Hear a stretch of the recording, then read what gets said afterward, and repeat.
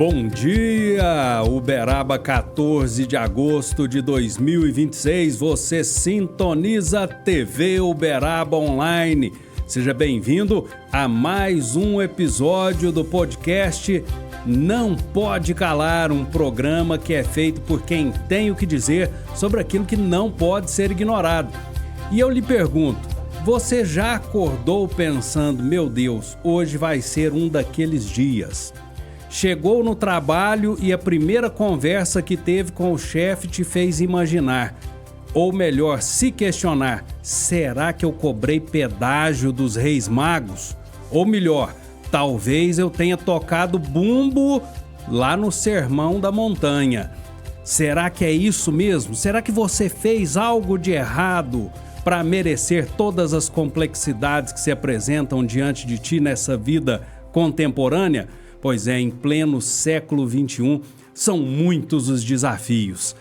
E para conversar a respeito desses desafios, nós temos hoje no nosso programa um neuropsicólogo, Dr. Vitor Menezes. Pois é, ele vai trazer hoje muitas informações para nos ajudar a compreender um pouco mais a respeito da vida, de quem nós somos e de como nós podemos lidar com os desafios que se apresentam no nosso dia a dia. Do meu lado, minha companheira de bancada, Leilane Vieto. Bom dia, Leilane. Bom dia, Dr. Vitor. Bom dia, François. Bom dia, Leilane. Um prazer estar aqui contribuindo com o projeto de vocês. Bom dia, François. Bom dia, Dr. Vitor. Bom dia para você que nos acompanha pelas redes sociais. Nós estamos ao vivo no Instagram e no YouTube. E você tem aquela dúvida, aquela curiosidade? Manda aqui pra gente. Dr. Vitor, as redes sociais, a imprensa, o Ministério da Saúde, mostra pra gente uma realidade de uma sociedade adoecida, né? Esse é um fenômeno recente ou apenas estamos falando mais em saúde mental? As duas coisas. A gente precisa entender que é o seguinte, de acordo com esses dados, o Brasil foi diagnosticado, digamos assim, como o país mais ansioso do mundo, né? E da América Latina, nos quadros depressivos, também o pioneiro e o quinto maior em diagnósticos em depressão do mundo. Então, nós temos, claro, ali uma ascensão dos diagnósticos, nós temos ali cada vez profissionais mais capacitados para a realização de diagnósticos e nós temos também uma mudança ambiental. A gente não pode esquecer que o nosso cérebro ele se adapta mediante experiências, né? Então, essas adaptações mediante experiências formam toda uma parte neuroplástica do cérebro, que é uma adaptação do cérebro frente ao contexto que a gente está vivendo.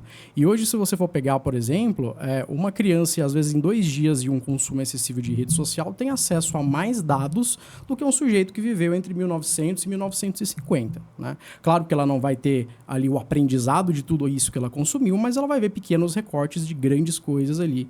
Então, a gente tem uma mudança que está acontecendo, só que a gente não pode aplicar nesse sentido um fator causal. A gente não pode virar e falar assim, ó, a rede social está contribuindo para isso.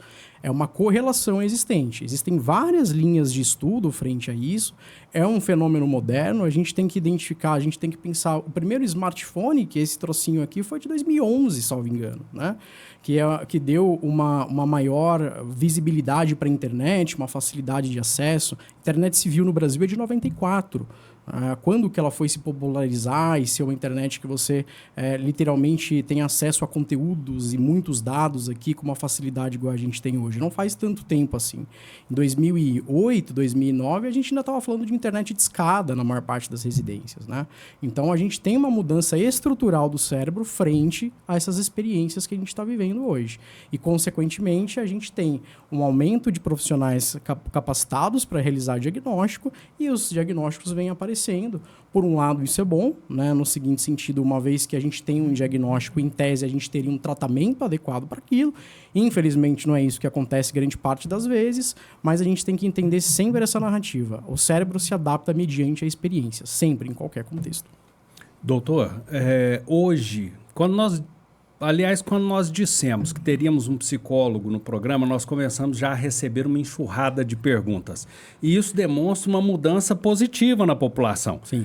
Eu que vivi minha adolescência nos anos 80, nos anos 90, quando a gente falava assim, olha, fulano está fazendo terapia com um psicólogo. Está doido? Ficou doido. O filho da fulana ficou doido.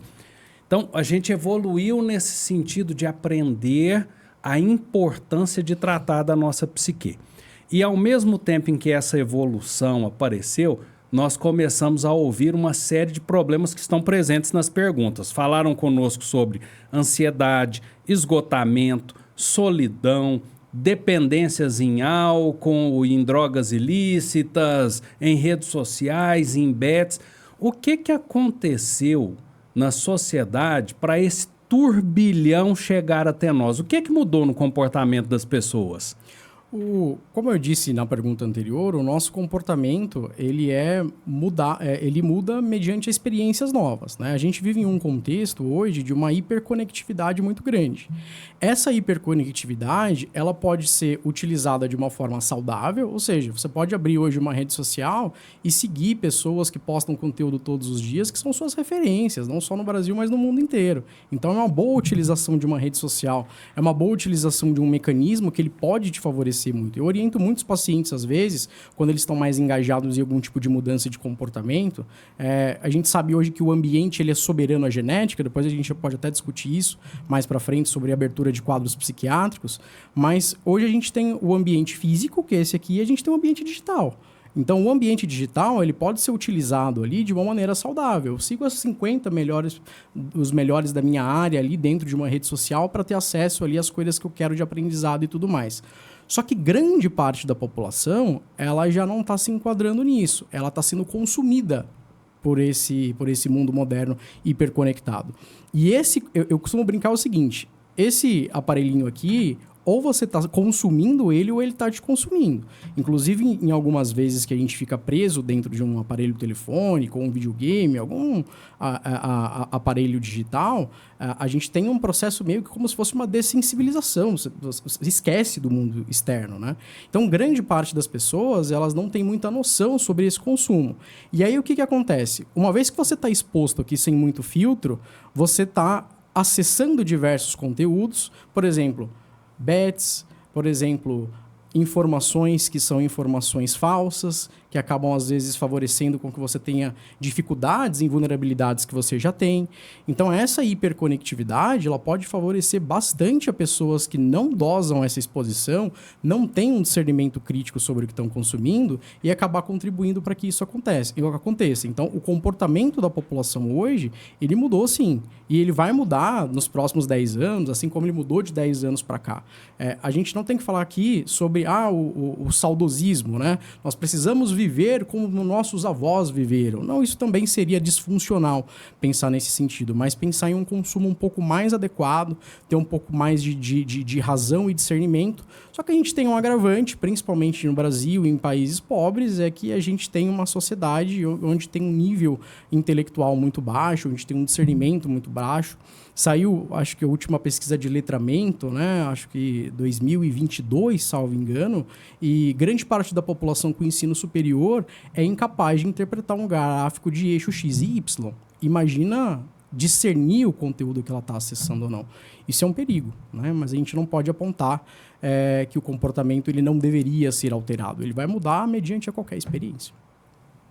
Dr. Vitor, quando o hábito deixa de ser prazeroso e passa a ser um vício, existe uma fronteira clara? Até existe, mas é difícil de ser identificada em algumas circunstâncias. Para falar sobre isso, a gente precisa entender primeiro o que é um hábito. É uma palavra muito falada, né, muito popularizada aí no senso comum, mas a gente não entende muito bem. Sendo simplista, mas tentando explicar para o pessoal, um hábito nada mais é do que um comportamento que foi repetidas vezes executado, recompensado, e hoje ele carece de pouca energia para ser startado. O que isso significa? Hoje, o François tem o hábito de dirigir, de guiar o carro. Primeira vez que você sentou no volante de um carro, provavelmente você ficou suando, pensando, como é que eu faço o controle de embreagem, onde é a primeira marcha, eu tenho que olhar nos retrovisores. Então, você tem toda uma circuitaria se mobilizando para aquela experiência ali, que é uma experiência nova. E isso faz com que a repetição, quanto mais eu vou fazendo, quanto mais eu vou tendo aquele comportamento, mais aquele comportamento ele vai sendo automatizado.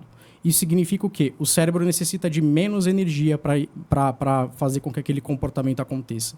Rotina é muito segmentada de hábito. A gente tem hábito o tempo inteiro.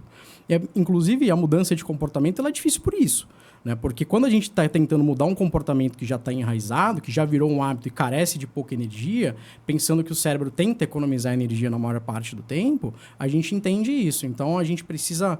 E aí tem um processo para fazer isso, né, de uma forma um pouco mais funcional, mas a gente literalmente precisa incorporar novos comportamentos até que esses comportamentos sejam recompensados e o cérebro entenda que a partir de agora ele está tão enraizado que ele precisa de menos energia para ser executado.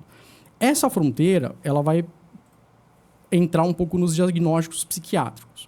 Quando a gente pega os diagnósticos psiquiátricos, o que a gente usa para fazer diagnóstico? A gente usa 2 grandes manuais. O primeiro é o CID-11, que é o Código Internacional de Doenças, e o segundo é o DSM-5-TR, a versão que a gente está hoje, que é o Manual Diagnóstico Estatístico de Transtornos Mentais. Eles são utilizados no mundo inteiro. Tem pequenas variações em alguns países só, mas pequenas variações mesmo, mediante a cultura de alguns países. O diagnóstico em transtorno mental, ele perpassa a cultura, ela precisa ali ser observada também antes de fazer um diagnóstico. E ali dentro dos transtornos psiquiátricos, a gente vai ter literalmente os critérios diagnósticos. Então, vamos supor, a nível metafórico, para eu diagnosticar um transtorno de jogo, eu tenho que cumprir ali de 20 critérios diagnósticos que estão no DSM, 12 deles. Às vezes você não tem os 12, mas você tem 10 que causam prejuízo na sua vida. Ou seja, tecnicamente você não tem o diagnóstico de transtorno de jogo, mas não significa que você não tenha dificuldades frente àquilo. O processo de tratamento, hoje, cada vez mais, principalmente se tratando de uma terapia baseada em processos, a gente identifica quais são as disfuncionalidades do paciente, não necessariamente fechando um diagnóstico. Claro, se o diagnóstico existe, a gente vai fechar esse diagnóstico e vai trabalhar ali um protocolo, uma resolução frente àquilo, baseado em evidências, né?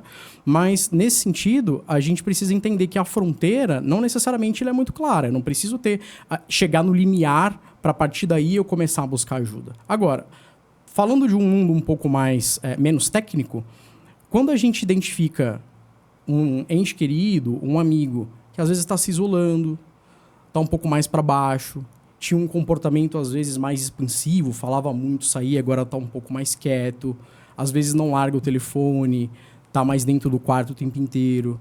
Aí a gente pode ligar um alerta e, consequentemente, se a pessoa der abertura, conversar, perguntar o que está acontecendo, e aí, consequentemente, buscar, né, uma ajuda profissional se for necessário.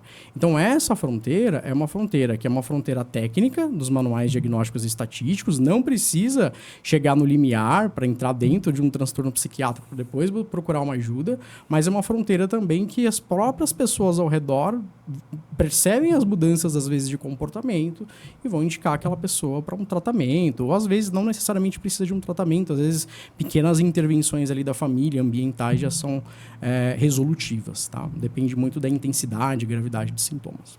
Doutor, eu tenho muito medo de diagnósticos universais. E hoje as pessoas realmente estão atribuindo à internet um papel que não é dela, como se ela fosse doutora de todas as coisas e causas.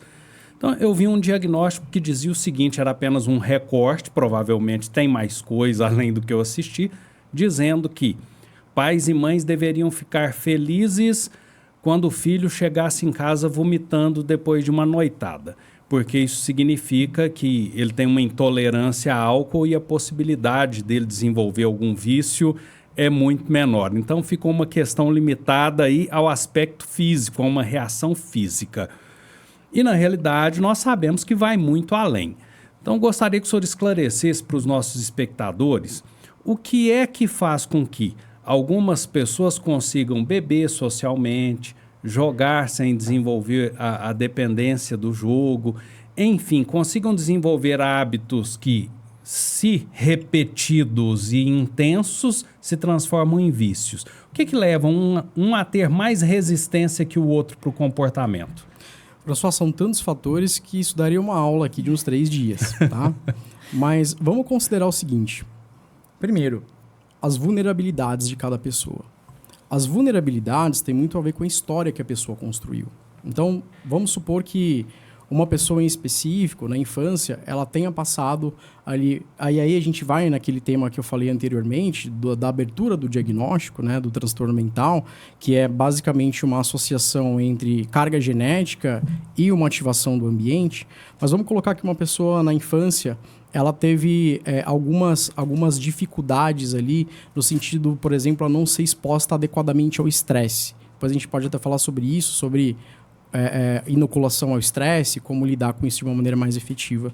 E ela, nesse sentido, como ela não teve ali uma exposição adequada ao estresse, às vezes foi uma criança que foi muito poupada de algumas situações, onde gerava um pequeno estresse, não desenvolveu o repertório, né? Às vezes os pais trabalhavam muito e, consequentemente, é uma criança que ficou um pouco mais sem limites e já tinha uma carga genética para aflorar um pouco mais o eixo da impulsividade.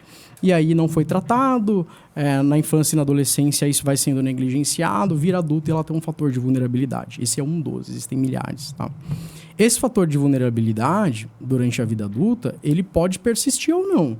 Mas considerando que esse fator persista, essa pessoa ela vai ter um pouco mais de propensão a não ter a ter menos filtro do que as outras. É o que a gente chama de sistema inibitório. Sistema inibitório é um mecanismo do nosso cérebro, presente no nosso córtex pré-frontal, que está aqui atrás da testa, que faz com que a gente filtre alguns comportamentos que a gente tenha. Então, por exemplo, se você pega um cachorro, o cachorro tem um cérebro que ele não tem um córtex pré-frontal, ele não tem sistema inibitório. Ou seja, ele vai ali no poste e ele urina olhando no seu olho, né? E aí, se você pega um ser humano, por exemplo, embriagado, esse ser humano embriagado, às vezes, tem comportamentos bem animalescos, bem irracionais. Por quê? Porque o álcool deprime o córtex pré-frontal.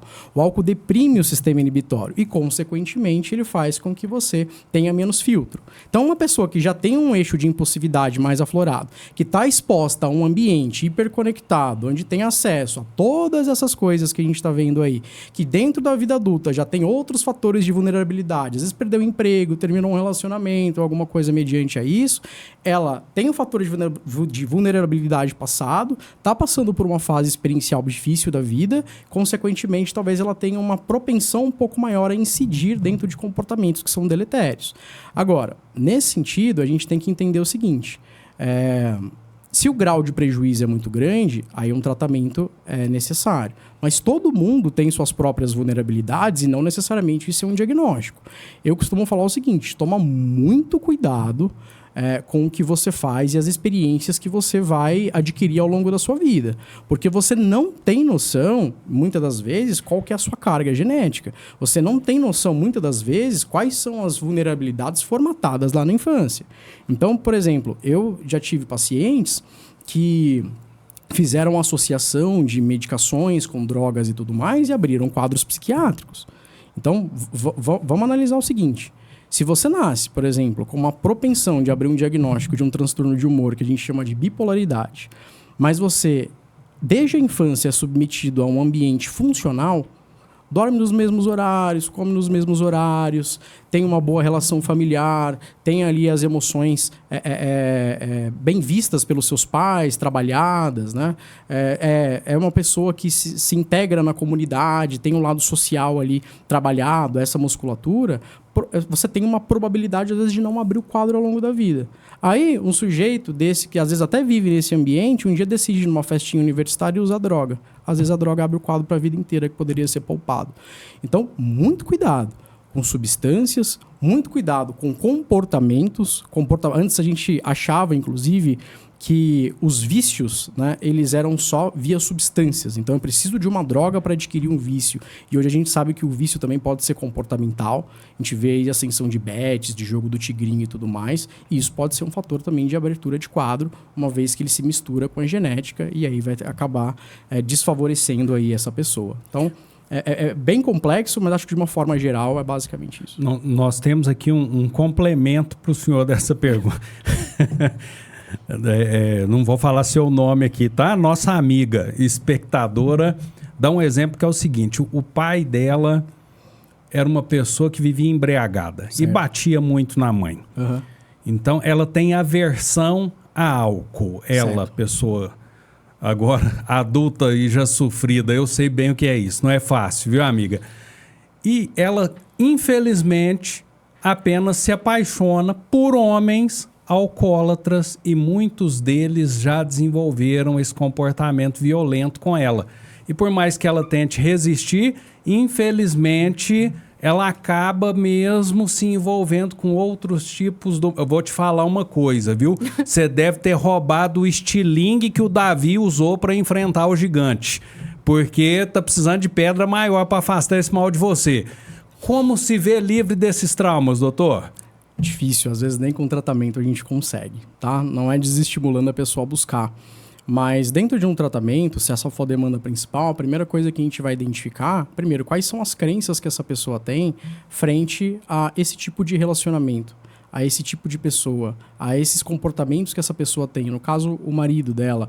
O que ela tem de visão frente ao pai? O que ela teve de relacionamento com o pai? Quais são as vulnerabilidades? O que ela passou na infância? Para entender a formatação de como que ela lida com essas experiências, né? As nossas experiências, ou seja, o que a gente formata ao longo da vida, isso vai favorecendo com que a gente tenha uma construção e uma visão de mundo. Somos 8 bilhões de pessoas no mundo, cada um tem as suas lentes, eu brinco, que é a sua percepção sobre as coisas que acontecem, que a gente chama de tríade cognitiva. A visão que eu tenho de mim mesmo, a visão que eu tenho do mundo e das pessoas e a visão que eu tenho do meu futuro. Cada um tem as suas próprias visões. Dentro dessas visões, a gente tem alguns processos que a gente nomeia de distorções cognitivas. Essas distorções são visões equivocadas ali de algumas coisas. Então, às vezes, a visão dela, as crenças que estão enraizadas nela, e para identificar isso, precisa de um processo psicoterapêutico com um profissional experiente para identificar e reestruturar, provavelmente fazem com que ela repita alguns tipos de padrões. Quando a gente analisa o comportamento de uma pessoa, então, nesse caso em específico, a gente está vendo um comportamento que é se aproximar de pessoas, de alcoolistas, né? Ter pares que são alcoolistas, muito próximo ao que era o pai dela. Quando a gente vê um comportamento, independente de qual seja, a gente está vendo uma pontinha do iceberg. Antes do comportamento, a gente tem vários antecedentes ali. Então, a gente, quando está vendo o comportamento de uma pessoa, você está vendo ali a copa da árvore. Você tem que entender que antes da copa da árvore tem o tronco e debaixo tem as raízes. Então, o processo de psicoterapia, ele é muito isso. Ele vai nas raízes, não ignorando a copa. Então, não tem como dar uma resposta de uma maneira assim eficaz para ela, faz isso e você vai sair desse quadro. O mais importante aqui é o seguinte: tem grau de sofrimento? Se tiver, busque ajuda. Doutor Vitor, eu tenho alguns hábitos de repetição. Né? E a frase que eu mais escuto é só parar. Como se fosse muito simples. A falta de vontade, força de vontade, nós estamos diante, nesse caso, da falta de vontade ou é uma questão mais complexa? Não existe força de vontade. Se a gente analisa a nível neurobiológico, força de vontade, não existe nenhuma circuitaria no cérebro que seja responsável por isso. Hábito de repetição é uma coisa que pode ou não ser um diagnóstico, né? Então, por exemplo, o TOC é um diagnóstico onde a gente tem hábitos de repetição. A pessoa que tem TOC é uma pessoa uma excelente formadora de hábitos, só que são hábitos, na maior parte das vezes, deletérios. Nesse sentido, o que a gente precisa identificar? Força de vontade por si só não combate nenhum tipo de transtorno ou nenhum tipo de demanda. A gente precisa entender, mediante o grau do sofrimento, até que ponto essa pessoa consegue, às vezes, lidar com isso, ou seja, qual que é o grau de disfuncionalidade dela, que ela consegue lidar com isso sozinha, ou até que ponto ela vai precisar de uma ajuda. Dentro de um contexto de tratamento, um dos pilares importantes dentro do tratamento é o que a gente chama de grau de motivação. Ninguém muda se não tiver motivado a ação. Esse negócio tem que ter força de vontade. Tecnicamente falando, é errado. Ou virar e falar assim, você precisa ter força de vontade, não importa. Você tem que ter disciplina. A disciplina nada mais as pessoas disciplinadas nada mais são do que pessoas hipermotivadas. Então, o que importa é a motivação. Um dos pilares de tratamento é a motivação. Você pode me procurar para um tratamento. Se você não está motivado ao tratamento, ele não vai para frente. Inclusive, uma das técnicas psicológicas que a gente usa é uma coisa que a gente chama de entrevista motivacional, que é aumentar o seu grau de motivação, caso seja necessário. Às vezes o paciente já chega com um grau de motivação razoável, e analisar também uma coisa que a gente chama de insight. O insight nada mais é a visão que você tem sobre si próprio, sobre aquilo. A visão que você tem sobre o prejuízo que você tem frente àquilo. Porque pode ser que você tenha um hábito de repetição, que você analise ele como algo funcional na sua vida. E fique incapaz de ver os efeitos deletérios. Então, um bom profissional ele vai monitorar tanto o grau de motivação, tanto o grau de insight. Então, força de vontade, e aí, fazendo um paralelo dela com a motivação, é extremamente importante, tá? O técnico disso seria a motivação, mas o paciente que ele está desmotivado à mudança, dificilmente ele muda dentro de um tratamento. Isso é uma nuance que é explorada. Doutor, antigos problemas ganharam nova identidade ou uma roupa mais bonita com a tecnologia. No passado, a gente acompanhava famílias sendo dilaceradas pelo jogo do bicho. Agora nós temos acompanhado o mesmo problema com as bets. O que existe por trás das bets que seduz tanto as pessoas e como que a gente consegue identificar que aquilo está se tornando realmente um vício em apostas? O vício vem muito da perda de controle, François. Da perda de controle e também de uma centralidade que acaba invadindo literalmente a vida da pessoa.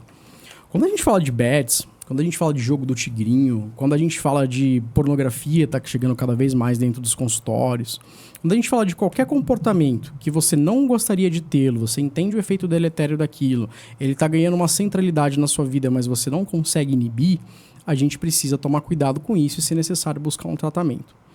Aí, a gente entra aqui em um conceito que é o seguinte. Primeiro, a gente tem que identificar as vulnerabilidades da pessoa. Se a gente pega especialmente bets, esses jogos de aposta, esses cassinos online, as pesquisas mostram que grande parte da população que aposta nisso é buscando uma renda extra, principalmente a população C, D e E no nível socioeconômico. A população A e B, geralmente as apostas, a fezinha mais voltada à Mega Sena, a loteria, né? A loteria federal.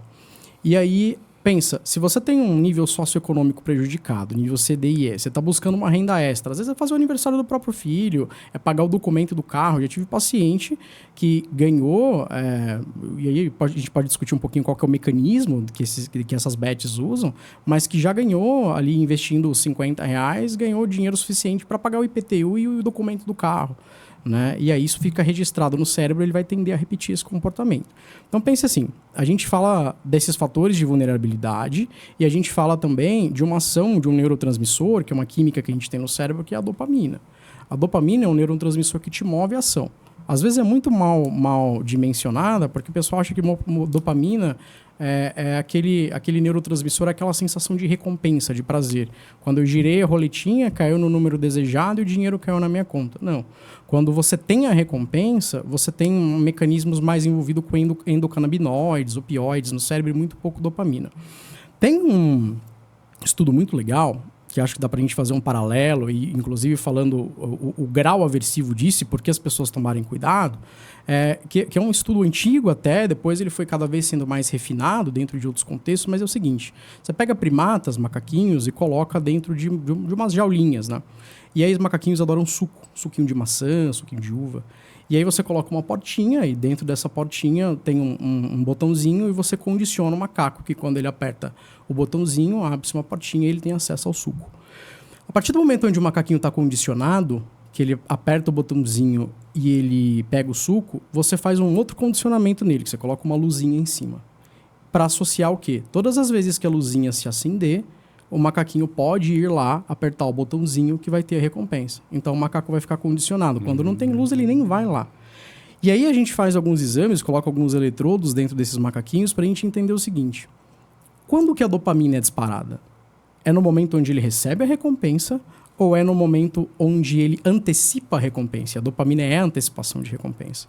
E aí a gente vê que quando a luz se acende, explode de dopamina no cérebro do macaco. E o macaquinho se move à ação. Vai lá, bate no botãozinho, pega o suco e bebe. E aí, quando ele está ali bebendo o suco, quase não tem mais dopamina dentro do cérebro. Ele tem até um nível residual, mas é muito baixo. É mais endocannabinoides, né? Mais opioides e tudo mais. E aí se avança um pouco. Vamos fazer o seguinte. O macaquinho associou que todas as vezes que a luz se acende, eu posso ir lá porque a recompensa ela é previsível. Vai se observando. Passa-se o tempo, a luz se acende, o macaquinho já se condicionou com aquilo, o nível de dopamina é baixinho. porque a recompensa ela é previsível, ele sabe que ele vai ganhar. Transporta isso para uma vida moderna. Dentro de um relacionamento, dentro de um trabalho, vai ficando morno, não tem mais desafio, o nível de dopamina está baixo. Avança-se mais ainda no experimento. Acende-se a luz. O macaquinho entende que tem a recompensa. Ele vai atrás da recompensa ainda, mesmo o nível de dopamina sendo menor do que o anterior. Aí ele aperta o botãozinho, não tem a recompensa, não tem suco. Dá um nó na cabeça, né? E aí, o que o experimento começa a fazer? 50% das vezes que a luz se acende, tem recompensa. As outras 50% das vezes não tem a recompensa. O nível de dopamina explode no cérebro do macaco. Quando a recompensa é imprevisível, é intermitente, o nosso nível dopaminérgico sobe muito. Pensa o que é uma bet. O que é um jogo do tigrinho? O que é um vício em substâncias? Eu vou girar a roletinha aqui hoje. Eu ganhei. Todas as bets. Você joga, você ganha. Olha a recompensa aqui. Você precisa entender que aquele comportamento ali ele foi recompensador, ele foi reforçador. E aí, a partir daí, você começa a perder. Você começa a perder. Vez eu ganho, vez eu perco. Só que na média geral, quem ganha sempre é a casa. Então, os R$1.000 que você ganhou, daqui a pouco você está devendo 16, você está devendo 20. Inclusive, o que a gente está vendo agora, eu estava discutindo até 2 meses atrás com um colega que tem uma clínica onde tem outras especialidades, uma clínica multidisciplinar, com psiquiatras, com nutricionistas e tudo mais.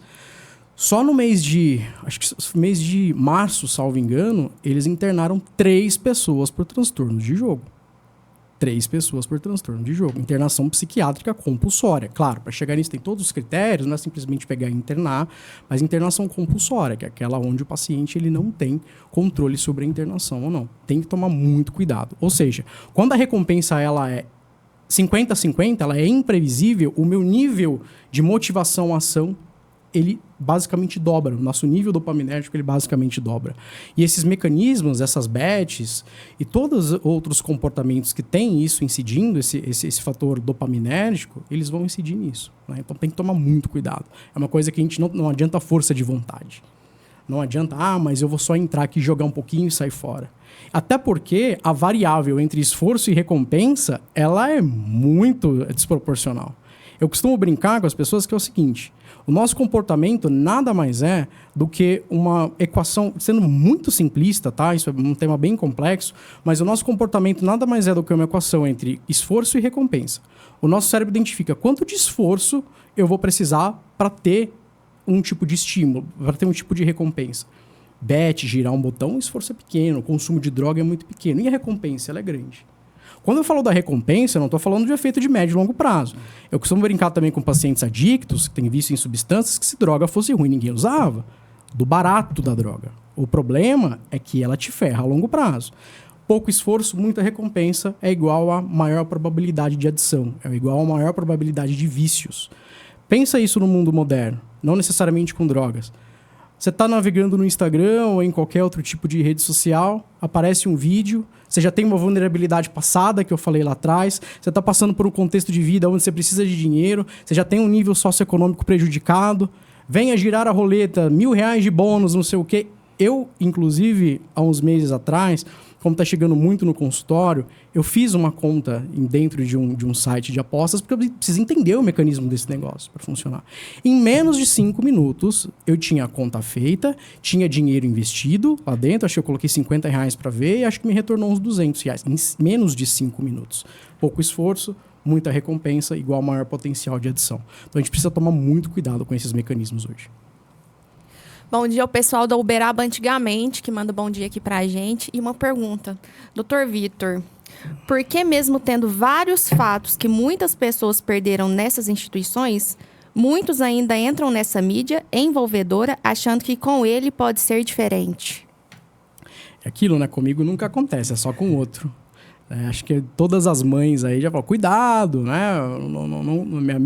Minha mãe, por exemplo, quando eu era moleque, eu gostava de andar de bicicleta e corria muito, né, de bicicleta. Então, cuidado, né? Você vai se acidentar. Graças a Deus eu nunca me acidentei, mas a gente sempre acha que eu sou blindado, eu consigo, eu tenho controle. Na maior parte das vezes não tem. Tá? Então a gente tem talvez uma falsa interpretação, um falso julgamento, um falso juízo que com a gente vai ser diferente. Tem que tomar bastante cuidado com isso, tá?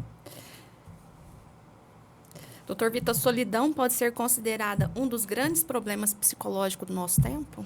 A solidão, ela perpassa diagnósticos, né? Se a gente pega os diagnósticos psiquiátricos e até as pessoas também que não têm necessariamente um diagnóstico, tem muitos relatos hoje de solidão dentro da clínica, né? Dentro dos pacientes. E é louco porque a gente vive num mundo cada vez mais hiperconectado. Eu pego o telefone aqui, eu tenho acesso, às vezes em 10 minutos, a 1.000 pessoas. E aí eu passo o dia inteiro nisso aqui, eu tenho acesso a 10.000 pessoas. E eu, quando desligo e vou dormir, eu falo assim, nossa, eu sou muito solitário. A conexão entre as pessoas, ela varia muito, ela é muito incidente em um nível de conexão, ao nível de intimidade, ao nível de vulnerabilidade. Então, a amizade é muito isso, o relacionamento é muito isso, né? Literalmente, hoje eu estou com dor de barriga. Você tem confiança de virar para a pessoa e falar isso, que você está com diarreia, que você não vai poder sair de casa. Isso formata, isso consolida relações. Na rede social, a gente vive um mundo de vitrine, né? Ninguém posta uma dor de barriga no Instagram. Todo mundo posta o melhor momento. Inclusive, isso vai formatando comparações, né? O pessoal começa a achar que a vida ela é linda, bonita, maravilhosa, que todos os contextos sociais eles precisam ser contextos onde eu tenho picos emocionais. E a gente esquece que a maior parte da vida ela é flat emocionalmente. É morno. Nossos avós, você pega as casas mais antigas, a janela dava para a rua. Né? Não tinha questão de violência igual hoje. Chegava-se 5, 6 horas da tarde, não tinha muito o que fazer em casa, punha-se a cadeira na porta. Ficava vendo o carro passar, trocava uma ideia com o vizinho. E hoje?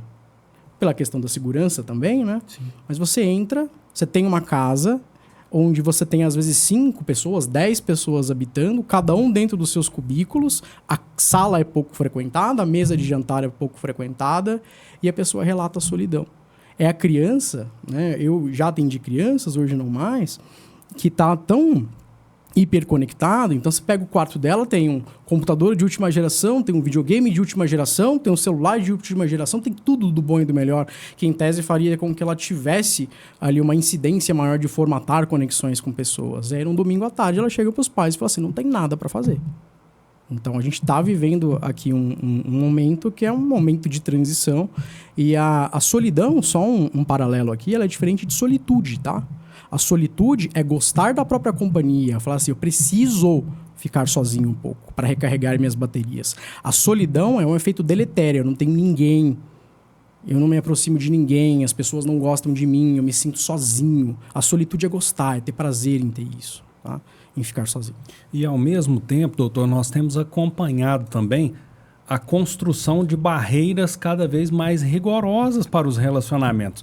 Então, quando a gente acompanha alguns vídeos aleatórios, logo se depara com depoimentos do tipo, quem gosta de visita é presidiário. Festa aqui em casa sou eu e meu marido, sou eu e meu filho.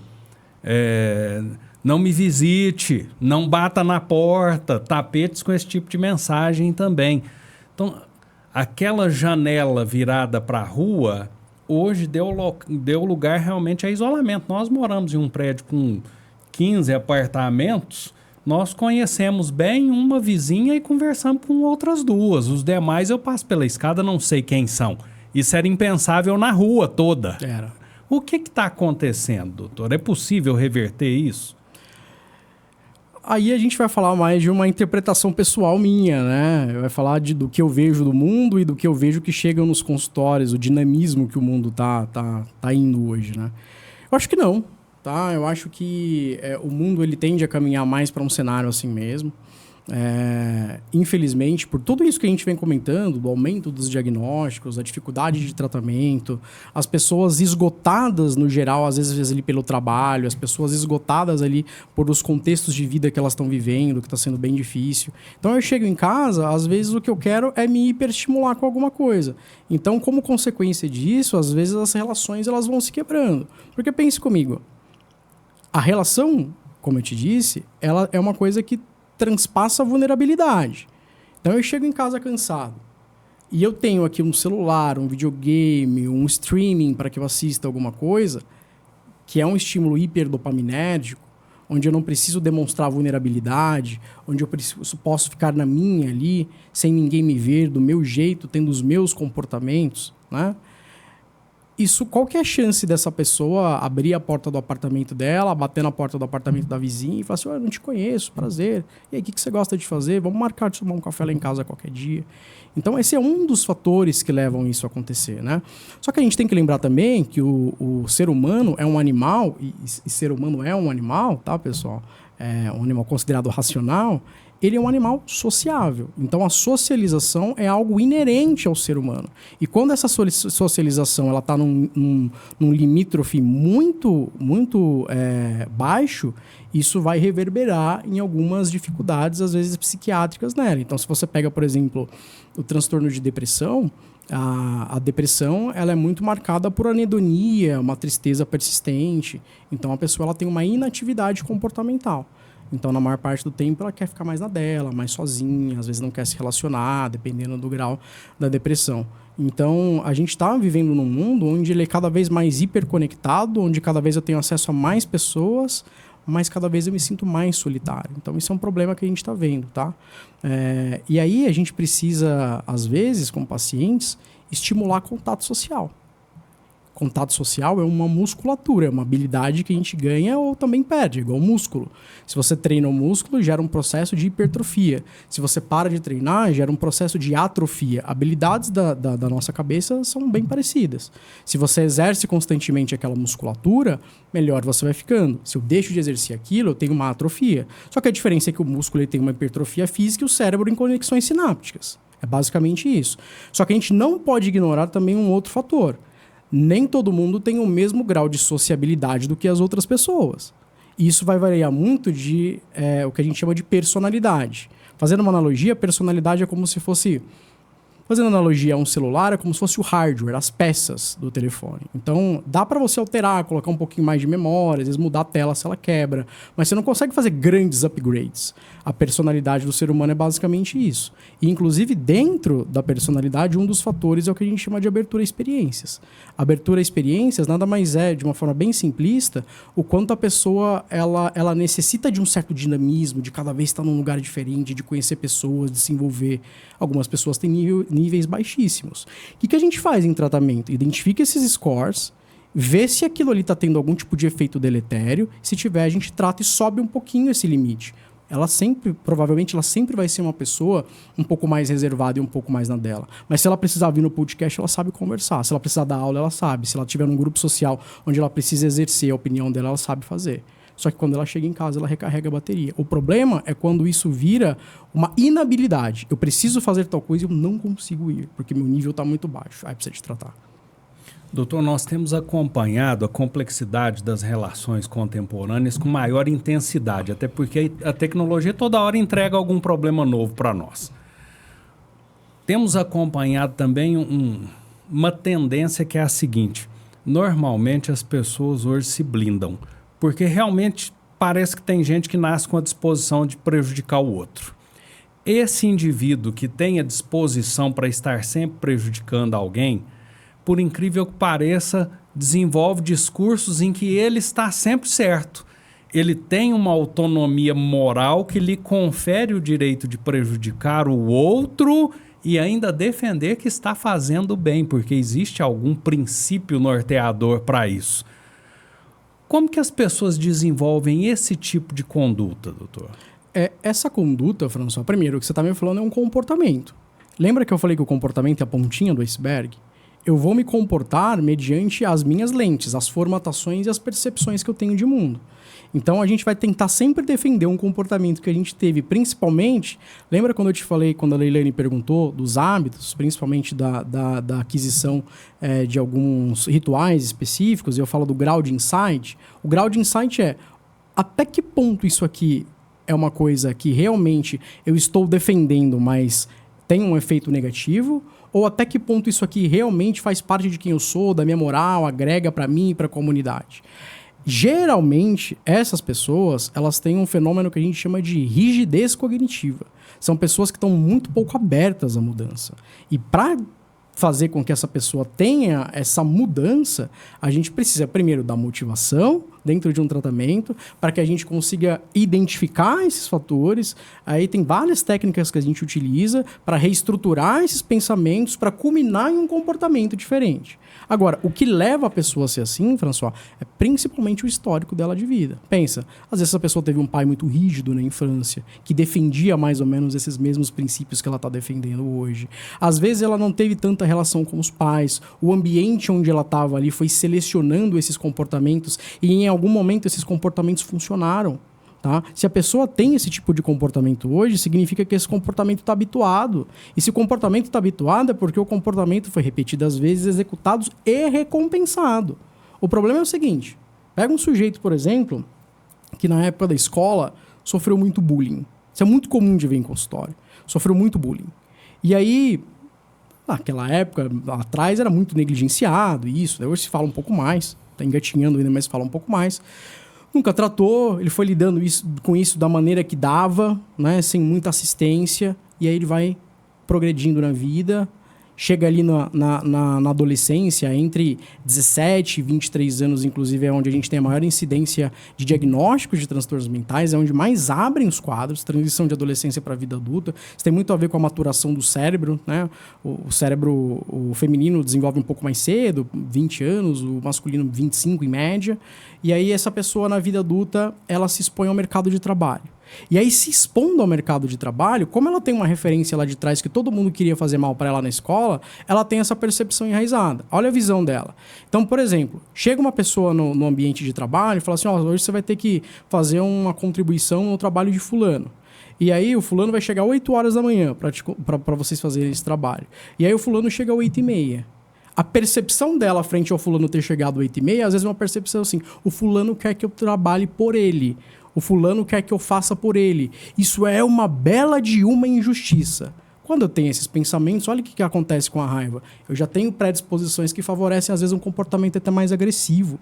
Então, se você vê pessoas agressivas, muito agressivas, sabe? Principalmente pessoas mais ranzinhas, agressiva, muito presa a um pensamento ou pensamentos específicos, geralmente elas têm antecedentes na infância que contribuíram para isso, então ela usa a mesma sistemática que favoreceu lá atrás para ela se blindar do bullying, mais fechada, mais agressiva, numa vida onde o contexto mudou, só que ela ainda acha que ela precisa lidar daquela forma. Como reverter? Reestruturação cognitiva dentro de um tratamento, e não é fácil. Doutor Vitor, pouco mais de 5 anos, passei pelo luto. Foi de uma forma muito violenta. E muito antes de eu conseguir entender o que estava acontecendo, recebi um monte de conselhos. Ah, você precisa fazer isso, precisa fazer aquilo. Não, é assim que vai funcionar melhor. Existe uma forma correta de viver o luto?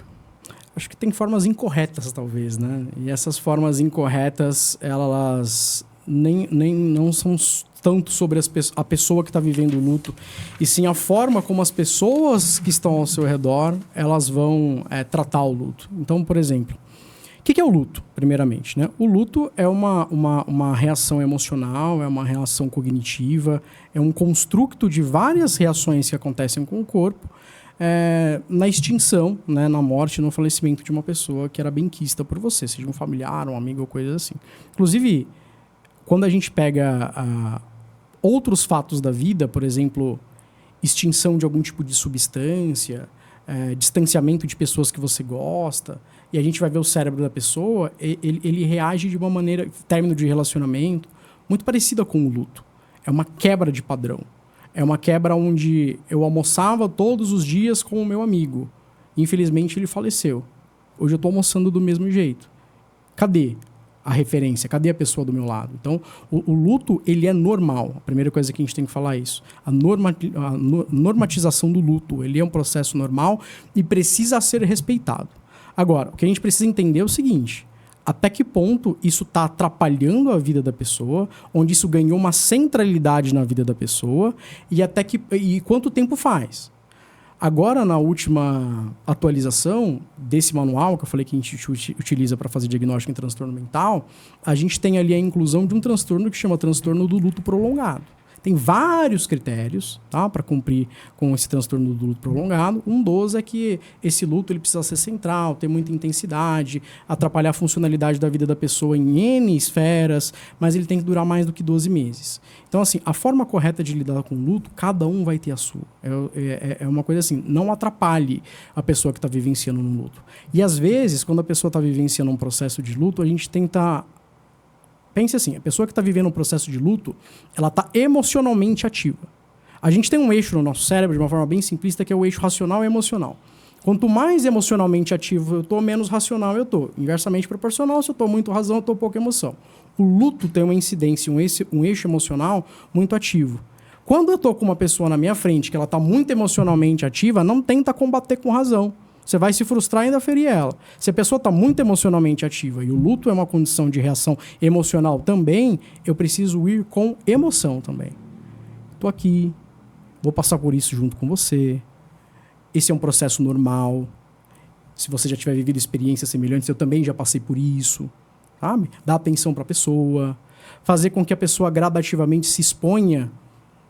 Depois, às vezes, é normal também, tá? Passar uns dias, uma semana mais inativo comportamentalmente, às vezes mais em casa, mas gradativamente expor a pessoa à vida, né? A pequenas coisas que eram agradáveis para ela que ela deixou de fazer. Então, acho que tem mais a ver com o que não fazer, com o que não falar, né? Mas cada um tem seu processo de luto de uma determinada maneira. Sobre o que não falar, quando perdi minha mãe, a frase que eu mais ouvi era: foi o melhor para ela. E isso me feria muito, porque eu entendo que foi, né? Mas nem sempre o que é melhor para ela era o melhor para mim. Eu não estava preparada para passar por aquilo. Então, o que não dizer? Essa é uma das frases que a gente não deve dizer. Deus quis assim, é uma frase também que a gente não deve dizer. Eu sigo o princípio que é o seguinte: você não sabe muito bem o que falar, fique calado. Dê um abraço. Estenda a mão. Tô aqui. Vai passar. Não se sinta assim. São frases que não... Quantas vezes você está passando por uma dificuldade, não necessariamente o luto, você está ansioso. Não se sinta ansioso. Me explica onde fica a chavinha que desliga. Me ajuda. Ah, não, isso eu não sei. Então fique calado. Né? Se não tem algo construtivo a falar, fique calado. Ou busque referências. Da mesma forma como eu falei, hoje a gente tem esse aparelhinho aqui que tem acesso a tudo. Vê qual que é uma forma ali de levar um pouco mais de acalento para uma pessoa que está passando luto, que não seja uma forma disfuncional, que vai atrapalhar mais ela ainda. O luto, como ele é um processo emocional, pensa o seguinte: é como se você tivesse uma ferida em aberto, só que uma ferida emocional. E ferida, se você faz carinho em cima dela, dói. Então, às vezes, você está tentando fazer carinho em cima de uma ferida, está doendo, e a pessoa quer te dar um soco. A pessoa fica mais irritada, às vezes, quando ela está passando por um processo de luto. Mas, meu Deus, eu só queria dar um abraço. A pessoa não quer, ela está machucada. Então, tem diversas formas de explorar que vai ser mediante a como que a pessoa processa o luto também, né? Mas, via de regra, tente não fazer besteira. Você não sabe o que falar, fica calado. Doutor, nós temos aí gerações de realidades completamente distintas convivendo. Nós temos aí a turma dos anos 60, 70, 80 que passaram pelo analógico, conheceram o digital, passaram pela educação tradicional e hoje vem uma educação mais positiva. E o pessoal das gerações antes de 80 tiveram uma criação que era mais ou menos assim: ah, não gosto de macarrão, vai comer. Você vai comer, é isso que tá, não como fígado, vai comer, não tem conversa. Ah, porque eu não gosto dessa roupa, é essa que tem, vai vestir. Então, era muito impositiva, era uma educação construída na base da imposição. E hoje nós estamos convivendo com uma geração completamente sem limites, em que a criança come só salgadinho porque ela gosta do Doritos, por exemplo, e só aceita se alimentar de determinada forma se tiver o sorvete. Quer escolher, sem ter maturidade para isso, absolutamente todos os rumos da sua vida. Essa educação mais rigorosa influenciou para esse modelo novo em que se abriu mão das regras, porque eu não quero repetir o que o meu pai e minha mãe faziam comigo? É bem possível que sim, tá, François? Não dá para apontar causalidade, mas tem uma correlação muito grande. O que eu sofri eu não quero passar para o meu filho. Isso cria, na maior parte das vezes, uma hiperproteção. E essa hiperproteção, ela pode ser uma hiperproteção muito complicada, porque o que acontece? A gente tem hoje um conceito que a gente chama de inoculação ao estresse. Inoculação ao estresse nada mais é do que a gente tem o estresse em uma curva de U invertido, onde a gente identifica que pouco estresse é tão ruim quanto o estresse muito grande. Quando eu falo de estresse, eu não estou falando de traumas, tá? Eu estou falando de situações que são razoavelmente estressantes. Por exemplo, você é jornalista, em algum dia você teve que pegar o microfone aí pela primeira vez na sua vida. Isso é estressante. E quanto mais você foi executando aquele comportamento, daqui a pouco você normatizou isso e ficou normal para você. É esse tipo de estresse que eu estou falando. A criança, ela precisa ser submetida a um grau de estresse. E esse grau de estresse, às vezes são coisas pequenas, às vezes é, ai meu Deus, eu tenho trabalho de história na escola amanhã, pai, mas eu não sei, eu tô com vergonha de falar na frente dos coleguinhas, porque os coleguinhas vão me zoar. Liga pro diretor para mim, para falar, para fazer um trabalho individual. Aí o pai pega o telefone e liga, negocia com o diretor, ele faz um trabalho individual. Isso é um problema grande. Você não está submetendo a sua criança a um grau de estresse. Ela precisa ir, ó, vai lá, tenta fazer, faz seu melhor. Provavelmente não vai ser o melhor trabalho da vida, mas você precisa ganhar casca. É via estresse que a gente ganha repertório, num nível adequado. Num nível muito grande, aí também é um problema, né? Não dá para você estressar constantemente uma pessoa, principalmente com uma intensidade muito grande, que aí ela vai ter os efeitos deletérios, pode abrir quadros psiquiátricos e tudo mais. Então se formata uma grande hiperproteção da criança, onde ela não desenvolve repertório, ela não desenvolve casca, ela vira um adulto que é totalmente intolerante, tem muita dificuldade de lidar com frustração, tem muita dificuldade de lidar com não, né? Não pode fazer isso no trabalho. E a gente sabe que o mundo aqui fora é um mundo onde ele não é o mundo criado pelos nossos pais. Ele não é aquela bolha dos nossos pais. E aí a gente vê cada vez mais adultos disfuncionais. Então, essa curva em U invertido, que é o estresse, ela precisa ser respeitada, tanto na infância quanto na vida adulta. Na vida adulta também a gente vai desenvolvendo novas habilidades, é importante que a gente desenvolva, e quando a gente vai se submetendo a essas novas habilidades, a gente vai se sentir razoavelmente ansioso, vai se sentir razoavelmente desconfortável com a situação. Vai e faz. Primeira aula que você deu, você é professor. Você estava tão tranquilo igual uma aula que você dá hoje? É tremedeira até hoje, Exatamente. quando troca a turma. Exatamente. Mas daqui uma semana, 2 semanas com a mesma turma, você já chega com um batimento cardíaco mais tranquilo. Então, o estresse, ele é importante, tá? Num nível adequado. Num nível muito grande, ele é um efeito deletério. Hoje, infelizmente, a gente está vendo cada vez mais uma superproteção na infância. E o resultado vai chegar, já está chegando, está batendo na nossa porta, que são adultos cada vez mais disfuncionais. Doutor Vitor, se você pudesse passar 3 orientações para quem está passando por uma dependência, pelo luto, por uma crise existencial, ou que acha que perdeu o rumo na vida, quais seriam? Volte para o básico. Tá? Volte para o básico imediatamente. É difícil, porque às vezes fazer o básico já é difícil, dependendo da condição da pessoa. Quando eu falo básico, é sono, alimentação de qualidade, tempo de qualidade com pessoas que você gosta. Sono principalmente, tá? A gente não discutiu aqui, mas sono é uma coisa... Sono é o pneu do carro, tá? 90% das pessoas que chegam ao nosso consultório têm problema de sono. Não necessariamente insônia, a primeira coisa que a gente trata é sono na pessoa.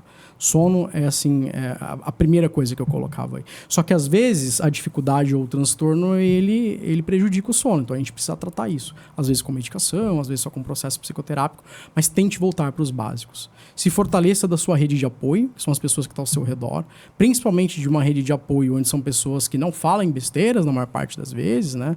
Eu me lembro muito bem de uma paciente que tinha um transtorno muito grave, depressivo, uma depressão grave, com sintomas psicóticos. É muito incomum de ver, então o sintoma psicótico, ela vê coisas, escuta coisas, né? Um nível socioeconômico muito baixo, um nível de intelectualidade muito baixo dela e da família. Então a família falava que isso era coisa do demônio, né? Que ela tinha aí que passar por um processo lá, enfim, nem lembro a igreja que eles iam. E ela, por fazer o tratamento comigo e também com um amigo psiquiatra, sabia que isso não tinha nada a ver com esse contexto, né? E persistiu no tratamento, mas a família literalmente ali dando desinformações para ela. Inclusive fazendo com que ela ficasse, às vezes, mal por acreditar naquilo, né, no momento de uma maior vulnerabilidade. Então, se cercar de uma rede de apoio, que são pessoas que elas têm uma probabilidade um pouco maior de não piorar o caso. Tá? Não é esperar que a pessoa vai te tratar como um especialista. A pessoa pode virar para você e falar assim, não se sinta assim, beleza, ela tá querendo o seu bem. Mas é entender também, cara, isso aqui que a pessoa tá falando para mim, mais me fere do que me ajuda, então eu vou distanciar um pouco. Então o segundo ponto seria fortalecer a rede de apoio. E o terceiro pilar, então o primeiro é voltar para os básicos, o segundo é fortalecer a rede de apoio, e o terceiro é buscar ajuda profissional se necessário. Né? Você não precisa passar por isso sozinho, hoje a gente tem cada vez mais pessoas, né, experientes para diversos tipos de tratamento. Você não precisa chegar no limiar, sabe, tô mal, e aí a partir disso aí é que eu vou buscar uma ajuda. Inclusive hoje dentro dos consultórios a gente vê um movimento meio que contrário. Claro que a maior porcentagem ainda são pessoas que têm diagnósticos psiquiátricos, mas agora, por exemplo, há 2 semanas atrás, eu estava com 3 pacientes que eles iam fazer triatlon no Rio de Janeiro. Pacientes funcionais, empresários bem-sucedidos, com famílias funcionais, mas identificar motivação, objetivo, essas coisas em específico. Então não precisa chegar num limiar onde, tipo assim, eu não aguento mais. Tenta buscar o quanto antes, porque a gente tem um fator protetivo também, não precisa necessariamente ser um fator corretivo, tá? Doutor, o 6º episódio do Não Pode Calar vai chegando ao seu final. Nós agradecemos de coração pela sua participação no programa. Pode ter certeza que ajudou muita gente a se entender um pouco mais. E a gente gostaria que o senhor deixasse aí uma mensagem final, né, se existe hora certa para procurar um psicólogo, e também que o senhor deixasse as suas redes sociais para que o pessoal pudesse conhecer o trabalho do Dr. Vitor Menezes. Perfeito, François. Eu agradeço bastante aqui o espaço, né? É um projeto aqui que eu já, antes de iniciarmos aqui o momento ao vivo, já falei para vocês da importância e também do quanto é um projeto que ele precisa ser, não só esse, mas outros projetos semelhantes precisam existir no mundo, né? Levar informação de qualidade de pessoas que conhecem um pouco sobre o que elas trabalham para uma população em geral. Então, primeiramente, agradecer a vocês, tá? Muitas coisas aqui não conseguimos passar pelo tempo, né? Tem várias outras nuances, outras vertentes, mas agradeço bastante a vocês. A rede social, o Henrique já colocou aqui na descrição, né, do vídeo, então acho que já facilita bastante. E isso que eu falei, não precisa chegar num limiar, não precisa chegar em um momento onde você já está no limite para que você busque um tratamento adequado. Doutor Vitor, primeiro queria agradecer a nossa parceira, Bel Pontes, da Dedo Verde Cozinha Artesanal, que, como sempre, teve o cuidado com o nosso convidado e mandou um mimo para você. Espero que você goste. Que coisa boa. Muito obrigado bastante pela participação. Foi um prazer ter você aqui, prazer trazendo um pouquinho mais de conhecimento, né, de uma área que tem crescido muito. Então, é sempre muito bom poder levar esperança de que há solução para quem nos escuta e que acha que às vezes está tão longe e às vezes está mais perto, a pessoa está mais acessível nesse momento. A consulta com o psicólogo antes parecia distante demais, mas hoje ela é uma realidade mais fácil e acessível. Então, se você sentir dificuldade, procure o profissional, faz muita diferença. Agradeço a audiência de todo mundo que nos acompanhou pelo Instagram e pelo YouTube. Henrique, muito obrigado pela parceria de sempre. Obrigada, Vida, pela parceria de todos os dias. Eu é que agradeço a todos vocês que nos acompanharam na manhã de hoje. E o debate não termina aqui, não. Tá? No próximo dia 27 tem mais Não Pode Calar. Em um mundo cada dia mais desafiador, intolerância religiosa, falta de respeito com a forma como o ser humano sente e exerce a sua fé, total falta de abertura para as diversidades. Pois é, para falar sobre isso, sobre a história dele à frente da Igreja Católica em Uberaba, estará conosco Dom Paulo Mendes Peixoto, arcebispo metropolitano de Uberaba. Aguardo você, até lá!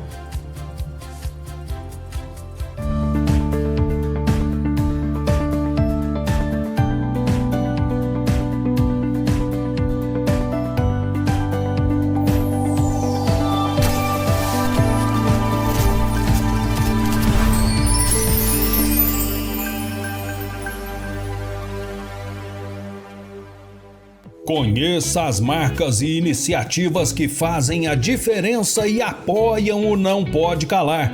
Projetos e empresas que acreditam na força da nossa comunidade e caminham junto com a gente. Vem conferir quem fortalece a nossa voz. Carinho, afeto e cuidado de mãe para mãe. O Florzinha Ateliê produz enxovais para uso diário e roupas infantis atemporais. Tudo feita de forma artesanal, cuidando de cada detalhe com muito amor e muita qualidade. Siga no Instagram, @Florzinha Ateliê, ou peça pelo WhatsApp 3499-231-8243. Esporte, Fé e União. Vem aí a segunda corrida São Carlo Acutis, promovida pelo setor Juventude da Arquidiocese de Uberaba. Marque na sua agenda. Dia 22 de agosto, às 17 horas, no Parque das Barrigudas. Escolha entre 3 quilômetros de caminhada ou 5 quilômetros de corrida. Inscrições abertas para viver a sua fé no site da Sport Bro. Procurando aquele sabor que acolhe e apaixona? A Dedo Verde Cozinha Artesanal, assinada pela chefe Bel Pontes, traz comida de verdade, feita com carinho e ingredientes selecionados. Caldos, massas, galinhada, torresmo crocante, doces maravilhosos e muito mais. Faça a sua encomenda pelo WhatsApp 3499690101. Aventuras que encantam e histórias que ficam. A FS Ramos Edições orgulhosamente apresenta seus lançamentos infanto-juvenis com DNA 100% uberabense. Obras de autores da nossa cidade, construídas a partir da nossa cultura e da nossa tradição.